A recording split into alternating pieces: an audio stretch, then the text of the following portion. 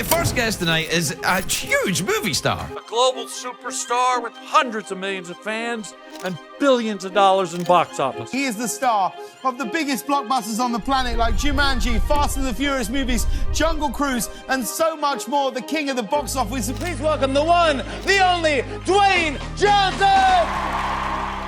During his peak, he was a king.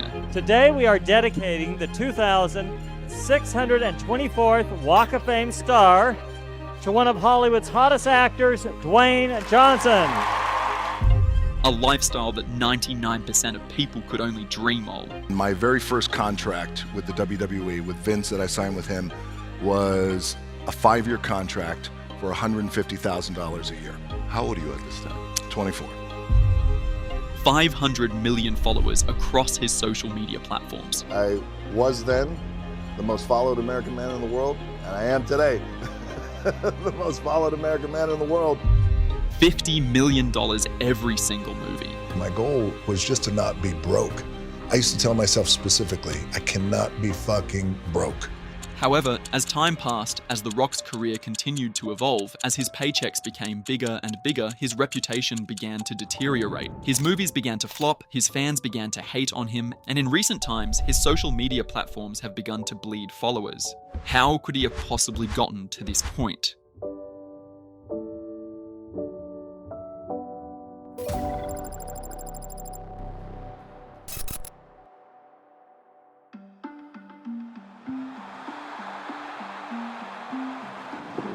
The first time Dwayne The Rock Johnson experienced fame and success in his life was at the age of 25 at the WWE back in the late 90s and early 2000s. My first guest is a superstar in the WWF. The most electrifying man in sports entertainment. Please welcome The Rock, ladies and gentlemen. However, life wasn't always this glamorous. In fact, The Rock had a pretty rough childhood that almost led him down a dark path. Born in the early 70s into a struggling low-income family, The Rock experienced a pretty rocky childhood as neither of his parents had a stable job. His father, Rocky Johnson, was a professional wrestler in California, way before wrestling hit the big screen to become the global billion-dollar phenomenon it is today. My old man was a groundbreaker, first black tag team champions in WWE. He was jacked. Pull up my dad if you can, Rocky Johnson. His mother, Ada Johnson, also came from wrestling roots, having been adopted into the most renowned wrestling family, the Anoa'i family, which comprises of individuals like Yokozuna, Umaga, Rikishi, and Roman Reigns. However, despite having such strong wrestling roots, The Rock did not want to be a wrestler growing up because he witnessed firsthand how difficult it was to make a decent living from wrestling. It was challenging as a kid growing up, like moving every year, year and a half. At that time in pro wrestling, in the 80s and 70s, you had about a year and a half run in whatever wrestling promotion you were in, and then you hit the road and you go to another state. The wrestling lifestyle was so bad that he actually never lived in a house during his formative years. We never lived in a home growing up. It was always apartments and trailer parks. Frustrated with this rough upbringing, The Rock decided that he didn't want to be poor anymore and decided to attempt to do something to change his unfortunate circumstances. My goal was just to not be broke. I used to tell myself specifically, I cannot be fucking broke. However, The Rock had absolutely no idea what he wanted to pursue, and pretty soon, this undirected ambition quickly turned into a life of pointless fighting and petty crime, which got him arrested multiple times before his 18th birthday. So when I was 14, 15, 16 years old, aside from my identity crisis I was having, I was also getting in trouble a lot, multiple arrests by the time I was 16. Within no time, his life was on a fast track to nowhere until one incident changed his life forever.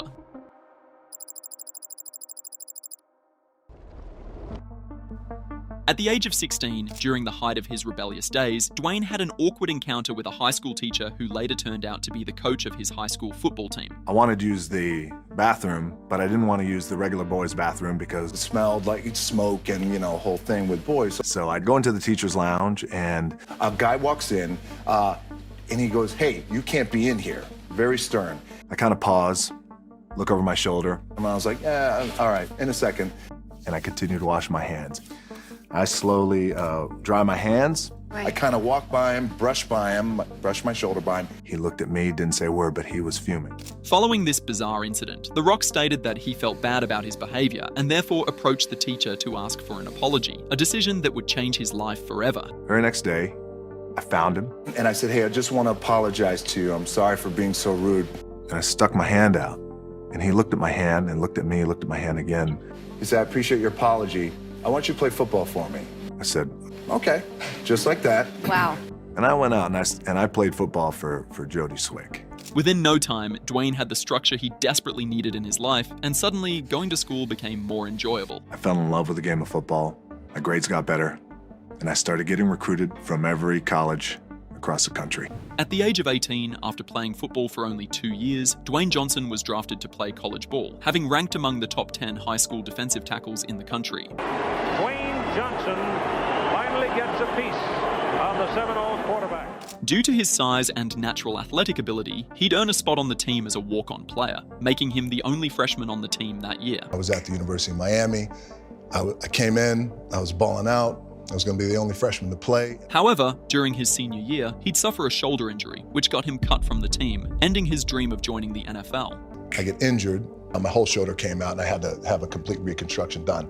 But that sent me in a tailspin. He'd end his football career at the University of Miami on the bench, and no NFL coaches wanted to take a chance on him. Didn't get drafted, no free agent contract, sitting on my butt now thinking, what am I going to do? Luckily for Dwayne, the Calgary Stampeders in the Canadian Football League took a chance on him and gave him a spot on their team. I was offered a CFL contract. It was a practice squad contract that paid me probably, I think, somewhere between $250 and $300 a week. However, this didn't last long. Only 2 months after being drafted into the Calgary Stampeders practice roster, he got cut from the team. I went up there with a focused goal in mind to make it, and I just did not make the team. To say Dwayne was devastated would be a massive understatement. With only $7 in his pocket and no clear future ahead of him, he fell into a deep depression for months on end. So then I remember being in my parents' apartment at that time, and I was completely depressed every single day. And now I'm sitting at home, and I got nothing to do. A lot of my friends who I played with at University of Miami are now millionaires. They're playing in the NFL, and I got jack shit. It was at this point that The Rock realized his dream of becoming a football star would not come to fruition, and so he began considering a wrestling career as a backup option. And I thought, I'm going to shift my focus onto something I think I'm going to love.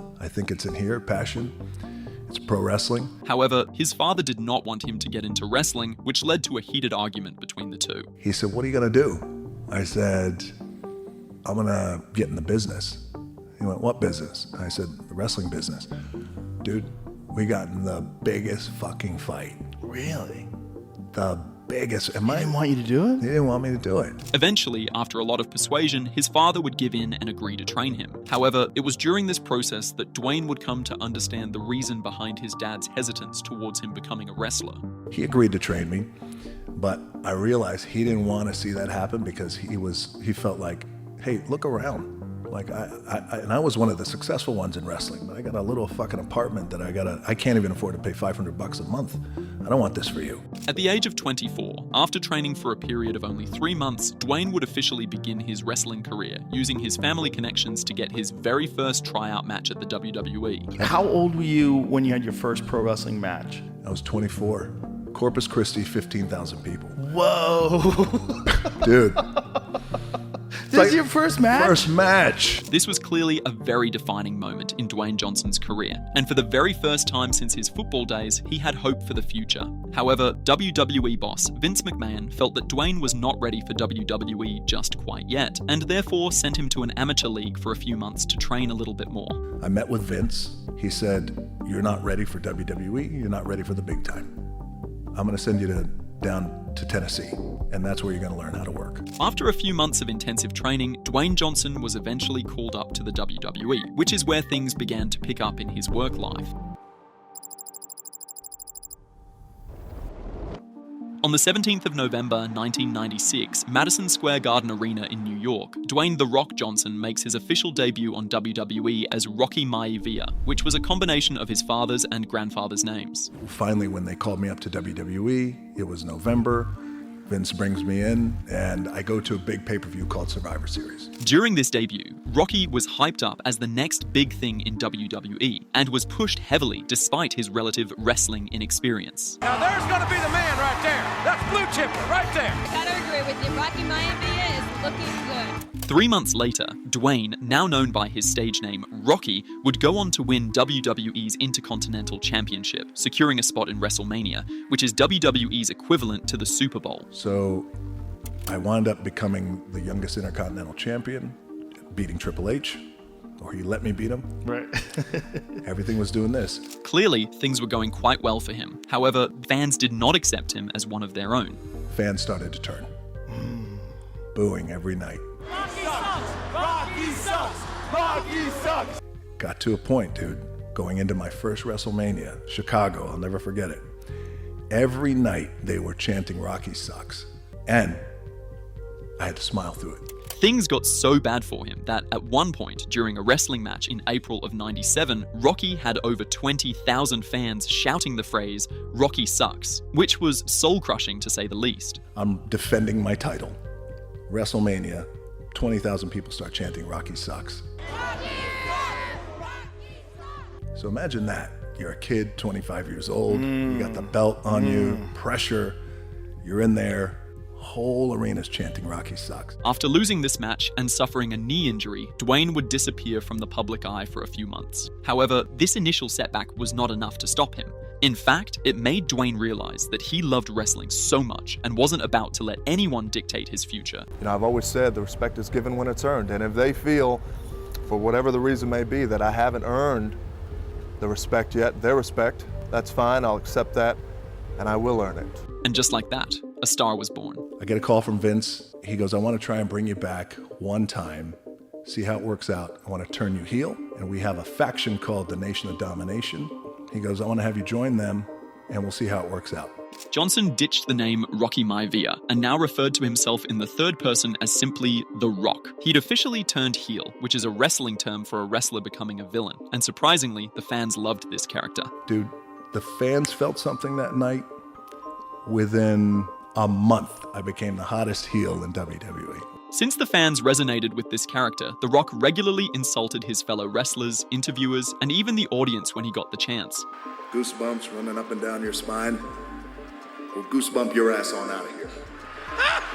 His quirky comebacks and witty personality earned him a large fan base, and within a matter of months, he had become a global phenomenon with a legion of die-hard fans across the world. Finally, The Rock has come back to New Haven.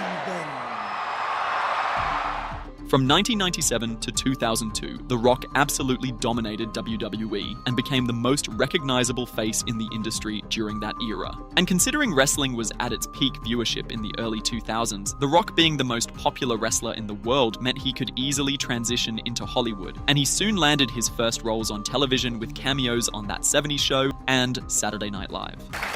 Now, although the WWF is still my first love, it turns out that I'm also pretty good and a natural at comedy.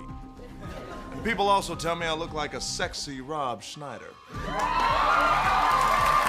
Soon, Hollywood executives and critics alike came knocking on The Rock's door, requesting him to quit WWE and pursue acting full-time. Have you met The Rock before? This guy is going to be a major movie star. He should get out of wrestling as soon as possible. The Rock then used this momentum to land his first feature film debut in the film The Mummy Returns, which was a massive success, bringing in over $400 million at the global box office and earning The Rock a whopping $5.5 million, making him the highest-paid debut actor in the world at the time. I had one line in the movie, and that wasn't even English, it was Egyptian dialogue. It was Aku Mashente. It probably means, are you silly enough to actually say these lines? And I was at that time. The success of this film then landed him a lead role as the Scorpion King in a sequel the following year, cementing his credibility as an actor in Hollywood. So studios watched the dailies of The Mummy Returns, character I was playing the Scorpion King. They loved it. They said, man, we want to make this into a franchise and we want to give him his own movie. However, despite The Rock seeming like he was on top of the world, not everyone was happy with his success, and more so, his fans from the WWE. When he returned to WWE in summer of 2002, he received an overwhelmingly negative response during his match, with thousands of fans booing him during his speech. Rock doesn't understand why you want to boo The Rock. Why do you want to boo The Rock? Why? This negative reception did not sit well with The Rock. During this hiatus, The Rock fully immersed himself in filming his next movie, The Rundown, which got released in 2003. You got two choices. Option A, you give me the ring. Option B, I make you give me the ring. I'll take B. Wrong choice. However, this movie ended up performing poorly at the box office, leaving Dwayne unsure of what path to choose between acting and wrestling. His heart was still in wrestling, and he wasn't ready to leave WWE just quite yet, especially now that his career in Hollywood was on a downward trend. The Rock therefore decided to give wrestling another chance in early 2003. However, he knew he had to do things differently this time if he wanted to succeed. Hollywood was taking The Rock away from the audience, and they didn't like that.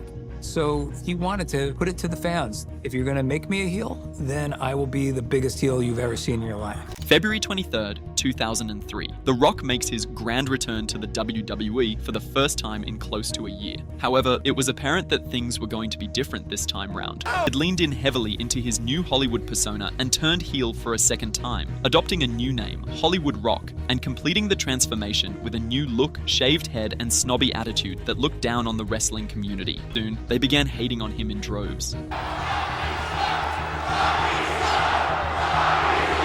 However, The Rock was having fun with this character, and eventually, his charisma won over the audience. I got a little surprise tonight. Now The Rock is gonna walk away, but don't look at the people's booty too long, because it gets hot, baby. However, after only a few months as Hollywood Rock, his contract with WWE came to an end, and he quietly retired from the company, choosing instead to focus solely on his acting career as his passion for acting grew increasingly larger. So I wanted to challenge myself, and I wanted to be better, and I just didn't want to settle. And I was really fortunate to have accomplished what I accomplished in wrestling, and I loved it. There's nothing like wrestling, and the crowd, right? I love it. But I also wanted more. However, despite his previous success in both wrestling and acting, Hollywood did not accept him with open arms, and he struggled to find initial success as a full-time actor. His first gig after quitting WWE was a lead role in an action thriller film titled Walking Tall. Sir, get your tail lights fixed. It's your last warning. What's wrong with my taillights? They're broken. And while landing such a big role initially sounded like a win for him, it would soon turn into a nightmare.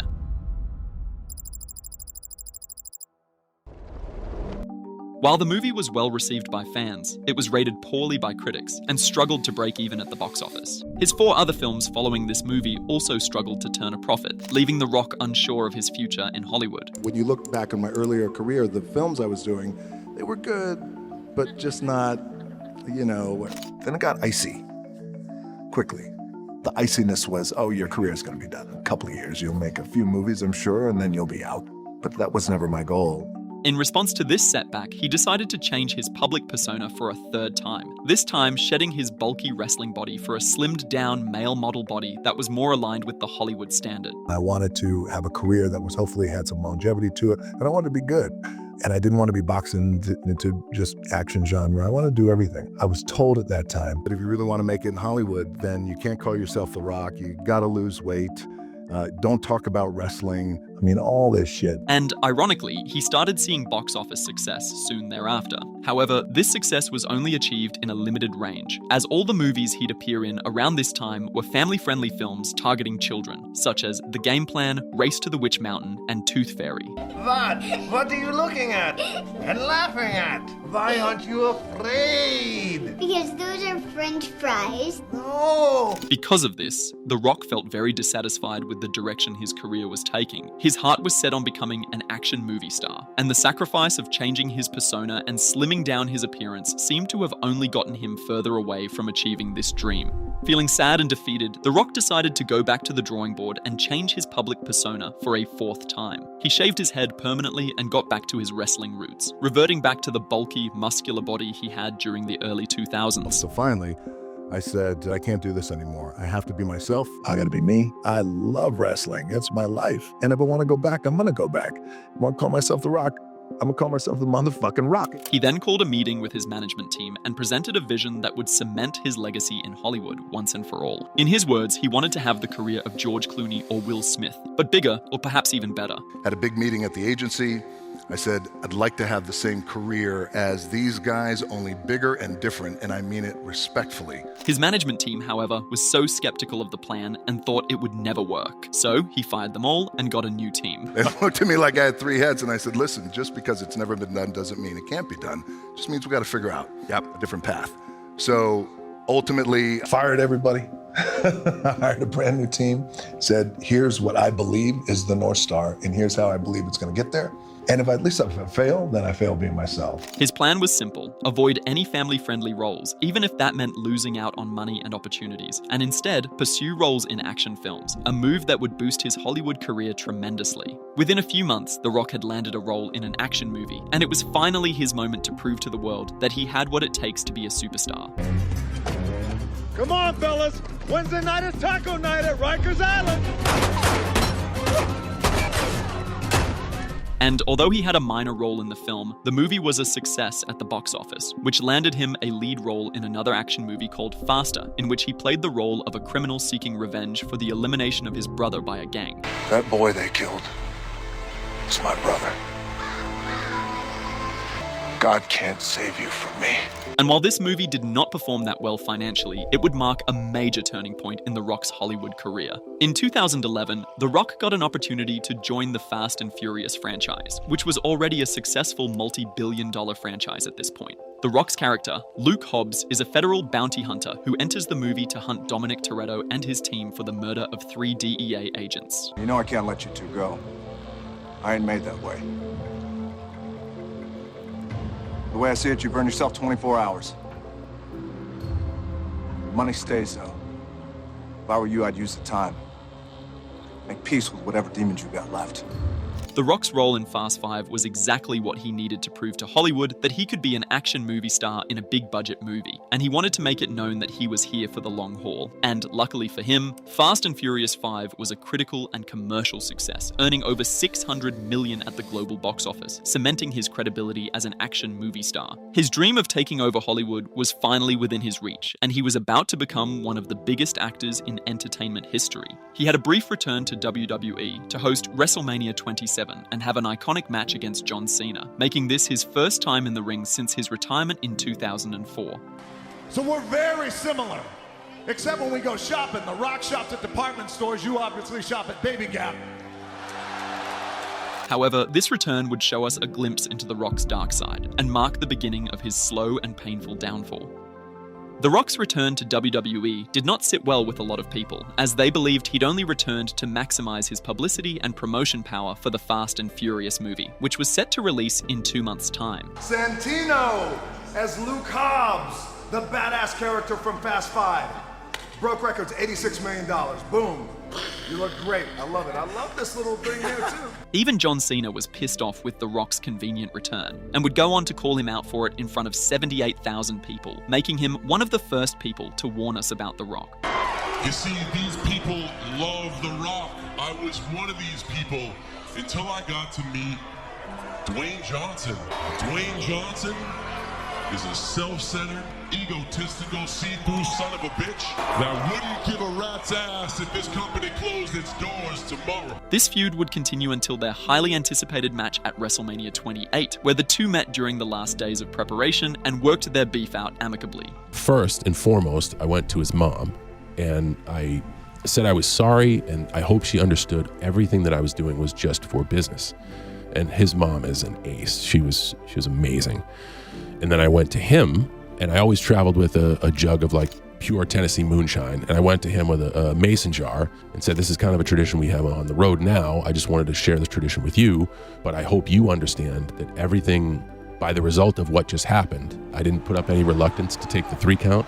I didn't put up any reluctance to the finish. And I think it was in those 30 minutes that he had a greater understanding of this kid's just a little ignorant. He was trying as hard as he could. He doesn't see the whole picture yet. The two would then meet again for a second match at WrestleMania 29, where they shook hands after the match, signaling the end of their beef to the public. However, just like Cena predicted, The Rock would go on to abandon WWE for a second time for a career in Hollywood. And who can blame him? He was on a roll, and he needed to capitalize on it before the spotlight faded away. In 2013 alone, The Rock would go on to make 5 movies: G.I. Joe Retaliation, Snitch, Pain and Gain, Empire State, and Fast and Furious 6. I want your boss. Where's Shaw? I ain't telling you shit. I was hoping you'd say that. Between 2014 and 2016, he'd go on to star in multiple blockbuster movies such as Hercules in 2014, Fast 7 and San Andreas in 2015, Moana and Central Intelligence in 2016, Baywatch in 2017, as well as Jumanji and Fast 8 in 2018. It was also at the peak of this success that The Rock would begin a new endeavor that would propel his brand into absolute stardom, essentially turning his name from that wrestler and actor to a household name known across the world. February 18th, 2013. The Rock posts his very first picture on the fairly new photo-sharing website, Instagram. The Rock joined Instagram because his friend and UFC president Dana White asked him to join social media, something he had been quite skeptical about from the very beginning. I had a conversation with my team, you should join social media, and I went, I'm just not too sure if we should do that. I don't know if it's for me. And I didn't get it. It wasn't clicking with me. I thought, well, who cares what I'm having for lunch or what kind of ketchup I'm going to put on? That's the way I saw it back then. However, after seeing how Twitter had helped Dana White connect well with his audience, he decided to give social media a shot. I go see Dana, and we're in the back, and at this time he was on Twitter. King at that time, very engaged.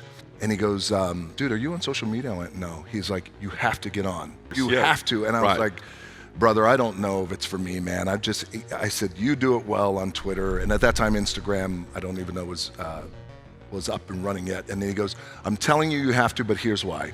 He said, you will engage in ways that nobody's doing. And what's important to you is to connect with people. I said, it is. It's the most important thing. This will allow you to connect with people. The Rock began by posting fairly minor photos, such as random pictures with his daughter, his childhood photos, and his gym workout sessions. But as time went by, he began posting pictures with other celebrities, movie sets, and his luxurious yet simple lifestyle. As time progressed, the simplicity and down-to-earth nature of The Rock quickly attracted more and more followers to his Instagram page, and he began hitting insane milestones within just a couple years on the platform.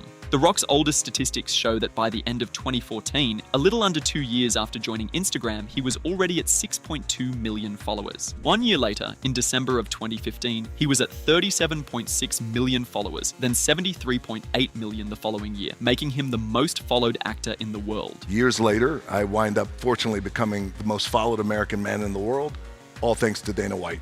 Oh, wow, shout out to Dana. By early 2017, The Rock's empire was big enough for him to launch his own company, $7 Production, which focused on making movies, advertisements, and social media content. The company would then go on to take ambitious projects such as the making of blockbuster movies like Jumanji, Skyscraper, Rampage, and Baywatch.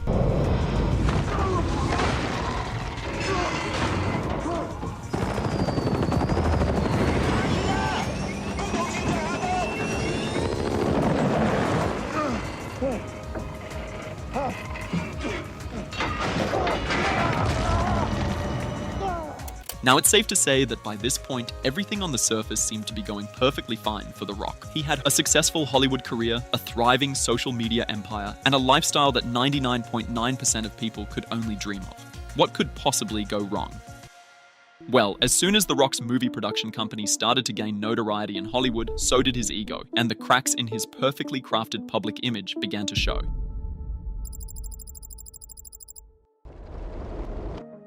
On August 8, 2016, The Rock would make a lengthy, now-deleted Instagram post praising his female Fast 8 co-stars while bashing his male co-stars without specifically name-dropping anyone. There's no other franchise that gets my blood boiling more than this one. My female co-stars are always amazing, love them. My male co-stars, however, are a different story. Some conduct themselves as stand-up professionals while others don't. The ones that don't are too chicken shit to do anything about it anyway. Candy asses. When you watch this movie next April, and it seems like I'm not acting in some of these scenes, and my blood is legit boiling, you're right. This post went mega viral and got the media excited to know who The Rock was referring to. The Rock didn't name names, so of course everyone is dying to know who he's referring to. Within just a few hours, it was revealed that The Rock's social media outburst was targeted towards Vin Diesel, although no one was quite sure why they were beefing. Rumor has it that he meant none other than Diesel. Apparently, they've been having major ego clashes on set. What do you think happened there? I heard Rock was a big diva on set. Rock is a big diva? That's what I heard. From who? People. What'd you hear? That were on the set. Just What'd they say? The Rock sometimes shows up late, and there's trailers, and he wanted the biggest trailer, and obviously Vin Diesel, he's Mr. fucking Fast and Furious. However, there was another faction that said the complete opposite and claimed that Vin Diesel was the one acting like a diva on set. Members of the crew tell TMZ Vin was always late, he was arrogant, and everyone was a bit put off one day when Vin was leaving and said, "Daddy's gone." It's hard to know who exactly was in the wrong in this situation, or what exactly caused animosity between the two actors. Despite the bad blood, the two allegedly met just a couple of days after The Rock's outburst and settled their differences. But mostly because the conflict had gotten so out of hand that it was hard to finish filming the Fast 8 movie. So everything's all good? I think everything's fine, yeah. We had a good chat long ago, and everything is the way it should be. After filming concluded, Vin Diesel, The Rock, and the rest of the Fast 8 crew members remained silent about the situation for months. However, when Fast 8 eventually came out, fans quickly noticed that Vin and The Rock barely shared any scenes together. And in the few that they did, it looked like they may not have shot them together. But The Rock and Vin Diesel couldn't be on set at the same time. They hate each other so bad. They had to shoot different scenes and like shoot it so it looked like someone was there. They hate each other so much. And while both parties failed to address these allegations in the beginning, the reality that would be revealed a few months later was far worse. In an interview with Rolling Stone, The Rock would reveal that the two were not in any scenes together but had spoken to each other on set, including an important face-to-face meeting in his trailer. It was also around this time that it was revealed that both actors had clauses in their contracts that explicitly stated they could not lose a fight in movies. I don't want to look like bitches. Oh, good lord. You imagine telling your agent that? Like, I'm down to do it, man. I read through the script. When he punches me in the face, I'm not going down, bro. I'm not doing it. You imagine doing that? It was reports like this that began to erode The Rock's near-perfect reputation while fueling more animosity between the two Fast and Furious co-stars. The growing tension between these two was once again backed up by The Rock's decision to walk away from the Fast and Furious franchise, although he still had an obligation to finish filming the next movie in the series, Hobbs and Shaw, a spin-off comedy action movie, in which he starred alongside Jason Statham. Now or never. I'm more of a now type of guy. On my three. Sure. 1, 2, 3. No one tells me what to do. Hobbs and Shaw was a huge commercial success, earning over $700 million at the global box office, leaving The Rock with two options. He'd either work things out with Vin Diesel and continue making more movies with the Fast and Furious franchise, or leave the franchise at its peak and move on to other projects. Well, The Rock took the second option and walked away from the franchise altogether. The Rock is saying that he's not sure if he's going to return for Fast and Furious 9, so we don't know what the fate of that is. He said, "I'm not quite sure. Right now I'm concentrating on making the spin-off Hobbs and Shaw as good as it can be, but I wish him," talking about Vin, "all the best. I harbor no ill will there, just because of the clarity we have." Actually, you can erase that last part about no ill will. We'll just keep it with the clarity, so... At around the same time he was leaving the franchise, his career was on an upward trajectory, and his Hollywood career couldn't have been better. He did Jumanji: The Next Level in 2019, then Free Guy, Jungle Cruise, and Red Notice in 2021. Oh, shit. Don't move! Why? Bulls have terrible eyesight, but they can sense motion. You're thinking of Jurassic Park. No! I saw a nature documentary starring David Attenborough. You're thinking of Richard Attenborough from Jurassic Park. If you run, you die! All right, yes or no? Was Jeff Goldblum in it? Oh my God, it was Jurassic Park. That's Jeff Goldblum. Asshole! And judging from the massive success of these movies, it seemed as though The Rock had become completely unstoppable. However, while things seemed to be better than ever, it would be around the same time that The Rock's career would begin to stagnate, and the empire he had built would begin to come crashing down. After getting the opportunity to join the DC Extended Universe to portray the DC anti-hero Black Adam, The Rock would completely ruin the film, resulting in one of the biggest box office flops of all time. The movie was initially set to be filmed as a combination of Black Adam and Shazam in one movie, essentially two origin stories in one film, but The Rock lobbied to have it changed, advocating for the characters to have separate movies as he felt the original script was doing Black Adam a disservice. The Rock felt like he had risen too dramatically in popularity to be become a villain in a superhero film. He wanted to be the star. He wanted Black Adam to be the star, specifically, but the movie was about Captain Marvel. And while his demands were a bit too much of an ask, Warner Bros. And DC trusted him and took Black Adam out of the Shazam script, giving him his own solo movie. However, this is where everything began to go completely wrong. Black Adam was released in October 2022, and after its theater run ended, the movie had cemented its place on the list of the biggest box office flops of all time. Experts estimated that the film needed to make around $600 million to break even, yet the film stalled out with less than $400 million globally, marking the end of Johnson's dream of creating his own DC universe, although he would respond by blaming everyone else but himself for the movie's failure. What's the reason or the reasons for the stopping of Black Adam? I think that Black Adam got caught in a vortex of new leadership, and at that time, as we were creating Black Adam, developing it, shooting Black Adam, we got knocked down a little bit because of COVID and the shutdowns, got back up. There was so many changes in leadership, and as you know, anytime you have a company, but especially that size and magnitude, that's a publicly traded company, and you have all those changes in leadership, you have people coming in who creatively, fiscally are gonna make decisions that you may not agree with philosophically. So I think Black Adam was one of those movies that got caught in that web. This whole ordeal was the nail in the coffin for Dwayne Johnson's credibility and career, and even his fans began to get fed up with him, which led to people criticizing him openly for all the other things they didn't like about him, like his propensity to tell ridiculous lies. When it comes to social media, there is no doubt that The Rock is king, boasting over 390 million followers on Instagram alone. However, over the past few years, his massive social media following has slowly turned into his biggest nightmare, as he has been exposed several times for blatantly lying to his fans. For example, back in 2017, The Rock posted this photo with a caption reading, "I've never been to In-N-Out before," which didn't seem all that suspicious until 5 years later in 2022 when he'd post the following video. This is the very first time that I have ever tried an In-N-Out burger, or In-N-Out fries, or anything from In-N-Out for that matter. He'd now claimed for a second time that it was his first time trying In-N-Out burger, although he might have had a guilt-free pass given that he'd also said this. Now, I picked up some In-N-Out burger before through the drive-thru a few times for some buddies of mine. I've never tried it, so this is a first. That would be until December 2023, when he'd claimed for a third time that he'd had his first ever In-N-Out burger experience.